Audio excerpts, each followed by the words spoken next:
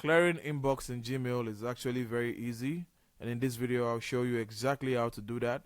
If you find this video helpful, please don't forget to like and subscribe. Now the first thing I want you to do is ensure that you're logged into your Gmail account.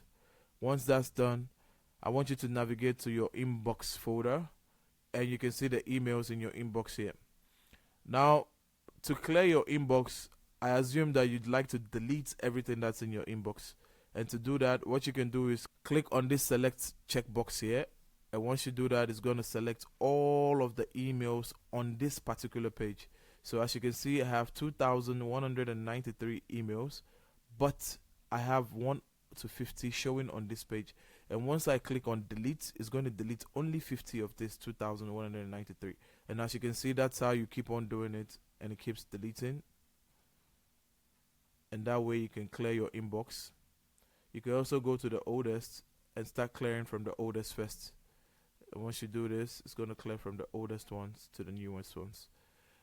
And that's how you clear inbox in Gmail. If you find this video helpful, please don't forget to like and subscribe. Until the next one, see ya.